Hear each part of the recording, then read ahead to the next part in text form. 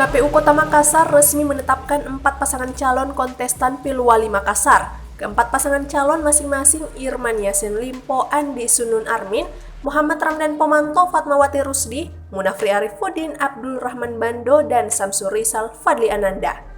Usai ditetapkan segala ketentuan larangan dan pembatasan yang mengikat di Undang-Undang Nomor 10 Tahun 2016 terkait kontestasi harus diperhatikan para paslon, termasuk PKPU 10 yang menekankan protokol kesehatan. Penetapan 4 pasangan calon wali kota dan wakil wali kota Makassar ini digelar di kantor KPU Makassar, Jalan Antang Raya, Makassar siang tadi. Dalam penetapan pasangan calon ini, KPU Makassar menerapkan protokol kesehatan, di antaranya kegiatan hanya menghadirkan LO masing-masing pasangan calon. Usai pleno penetapan, hasil penetapan pasangan calon wali kota dan wakil wali kota Makassar tahun 2020 ini diserahkan kepada masing-masing LO pasangan calon.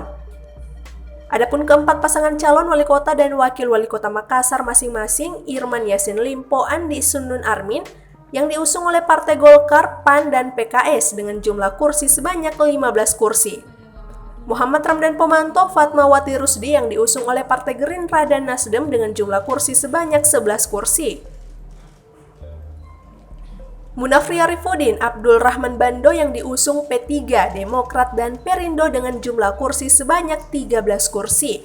Dan pasangan Samsur Rizal Fadli Ananda yang diusung Partai PDIP, PKB, dan Hanura dengan jumlah kursi sebanyak 10 kursi.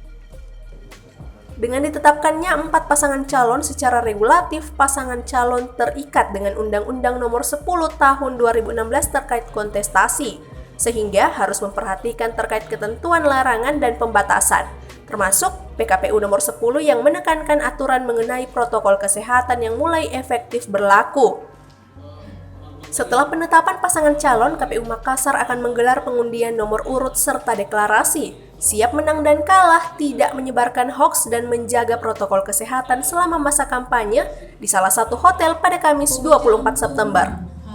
Pada pengundian nomor urut, pihak KPU Makassar mengharapkan tidak ada pelibatan massa, mengingat yang hanya bisa masuk ke lokasi acara hanya 10 orang dari masing-masing pasangan calon wali kota dan wakil wali kota Makassar.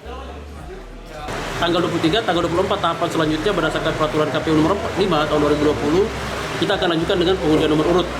Pengundian nomor urut akan kita lakukan penuh dengan protokol kesehatan, akan kita laksanakan di hotel dengan pertimbangkan pembatasan jumlah tim yang peserta akan hadir, kapasitas ruangan kita hitung, dan kita mensimulasikan segala hal yang berkaitan dengan potensi yang berisiko terkait dengan kesehatan. Intinya tahapan akan berjalan, semua kemungkinan terkait dengan isu kesehatan kita jaga.